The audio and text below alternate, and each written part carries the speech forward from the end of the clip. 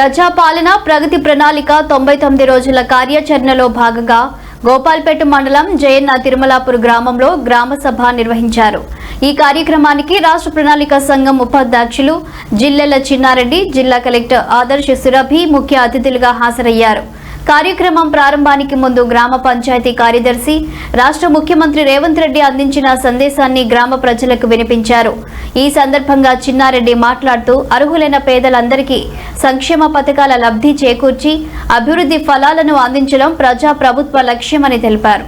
ప్రజాపాలన ప్రగతి ప్రణాళికలో భాగంగా తన స్వగ్రామంలో 98 మంది రైతులకు 85.63 లక్షల రుణమాఫీ చేసినట్లు వెల్లడించారు।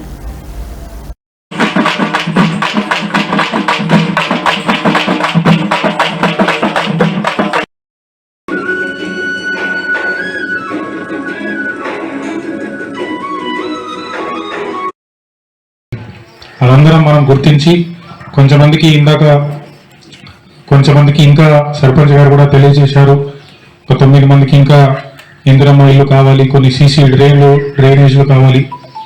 వాటికి కూడా ఖచ్చితంగా పరిశీలించి వచ్చే విడతలో మనకి ఈ ఫైనాన్షియల్ ఇయర్ కొత్త ఆర్థిక సంవత్సరం నుంచి కూడా ఇంకా ఇందిరమ్మ ఇల్లు వచ్చే అవకాశం ఉంది। దాంట్లో ఖచ్చితంగా డాక్టర్ చిన్నారెడ్డి గారు కూడా మన ఊరి నుంచే కాబట్టి మన ఊరికి ఎవరైతే మిగిలిన వాళ్ళు ఉన్నారో వాళ్ళని కూడా కవర్ చేయడానికి పూర్తి ప్రయత్నం చేస్తాం।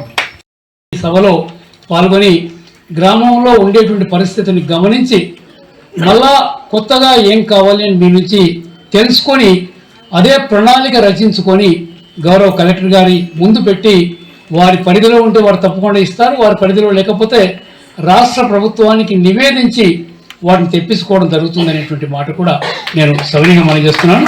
అందుకని ఓ మంచి కార్యక్రమం 99 రోజులు ఈ రోజు నుంచి జూన్ 2వ తారీఖు వరకు జరుగుతూ ఉంది ఈ కార్యక్రమము।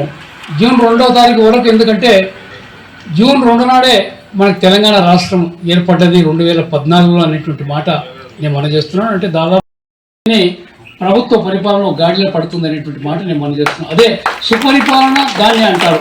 దాని తర్వాత ఇంకోటి ఏంటంటే సఫల్ కూడా అని మన ఈ సంగారెడ్డి గ్రామంలో సంగారెడ్డి జిల్లాలో ఈ గ్రామానికి కూడా ఉత్తమ అవార్డు దొరికింది అనేటువంటి మాట నేను మనం చేస్తున్నాను। వచ్చే సంవత్సరం మన జయన్న తిరుమలాపురానికి రావాలన్నా వద్దా? జయన్న తిరుమలాపురానికి సర్పంచ్ గారు చక్కటి పరిపాలన ఇచ్చినారు, మంచి వసతులు కల్పించినారు। ఈ గ్రామ పంచాయతీని